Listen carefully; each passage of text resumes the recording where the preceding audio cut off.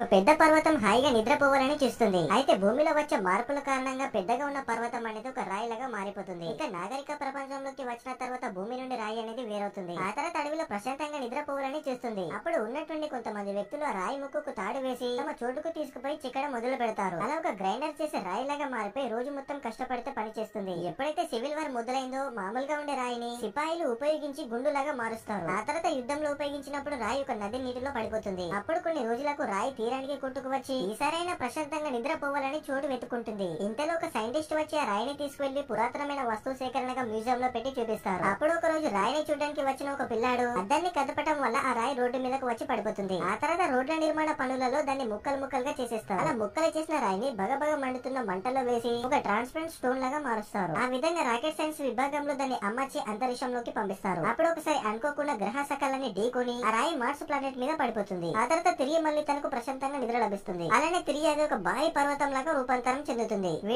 ఒక రోజు జాక్ అనే పిల్లాడు పడిపోయిన తన కార్ బొమ్మని టచ్ చేసినప్పుడు టెస్లా కార్ లాగా మారిపోతుంది. అయితే పిల్లాడికి సూపర్ పవర్స్ వచ్చిన తర్వాత రోడ్డు మీద నడుస్తున్న సమయంలో ఒక ఎలక్ట్రీషియన్ వైరింగ్ చేయడానికి ఇబ్బంది పడుతున్నాడు. అప్పుడు జాక్ అక్కడ ఉన్న టూల్ బాక్స్ ఓపెన్ చేయగానే అందులో నుండి ఒక రోబోట్ బయటకు వస్తుంది. దాంతో రోబోట్ ద్వారా ఎలక్ట్రీషియన్ పని చేయగలుగుతాడు. మరోవైపు ఒక ముసలి వ్యక్తి టాక్సీ ఎక్కడానికి ఇబ్బంది పడుతున్నప్పుడు జాక్ టాక్సీని టచ్ చేయగానే అదొక పెద్ద కార్ లాగా మారిపోతుంది. అప్పుడు ఆ ముసలి వ్యక్తి సంతోషంగా కార్ ఎక్కుతాడు. ఆ తర్వాత ఒక సైక్లిస్ట్ అనుకోకుండా కింద పడిపోయినప్పుడు ఆ వ్యక్తి ఫోన్ ద్వారా రిపేర్ షాప్ కి ట్రాన్స్మిట్ చేస్తాడు. అప్పుడు ఒకసారిగా రిపేర్ షాప్ ఒక హై టెక్నాలజీ వెహికల్ గా రూపాంతరం చెంది జాక్ ఉన్న చోటు వద్దకు వస్తుంది. ఆ తర్వాత ఒక మహిళ డోర్ ఓపెన్ చేయడానికి ఇబ్బంది పడుతున్నప్పుడు తన దగ్గర ఉన్న టెస్లా కార్ బొమ్మను ఆమె వైపుకు వదులుతాడు. అప్పుడు నార్మల్ గా ఉన్న కారు టెస్లా కార్ లాగా మారిపోతుంది. అదంతా చూసి అందరూ ఆశ్చర్యపోతారు. ఇలాంటి పవర్ మీకోసం ఏం చేస్తారో లైక్ గ్లోరీ అనే అమ్మాయి తన చేతిని కదిలించినప్పుడు ఒక మాన్స్టర్ అదే విధంగా చేతిని కదిలిస్తుంది. ఆ తర్వాత గ్లోరీ తన రెండు చేతులతో అందరిని తప్పుకోమన్నట్టుగా సరి చేసినప్పుడు మాన్స్టర్ కూడా ఆ విధంగా చేయడం వల్ల అక్కడ భయపడుతున్న ప్రజలు దూరంగా పారిపోతారు. అప్పుడు గ్లోరీ మెల్లిగా కిందికి వంగి గ్రౌండ్ మీద క్షమాపణలు రాస్తుంది. ఆ సమయంలో మాన్స్టర్ కూడా అదే విధంగా రయ్యడం వల్ల అక్కడ ఉన్న ప్రజలు తమకు మాన్స్టర్ వల్ల ఏ ప్రమాదం ఉండదని గ్రహిస్తారు. అలా పార్క్ లో ఉంటూ మాన్స్టర్ యాక్షన్స్ అన్ని కూడా గ్లోరీ కంట్రోల్ చేస్తుంది. ఆ మరుసటి రోజు టీవీ న్యూస్ లో వచ్చే విషయం ఏంటంటే మెగా అనే ఒక మాన్స్టర్ సిటీలోకి వచ్చి అల్లకొల్లడం చేస్తుంది. అప్పుడు టీవీలో న్యూస్ వినగానే గ్లోరీ కంగారుగా పార్క్ లోకి వచ్చి చూసినప్పుడు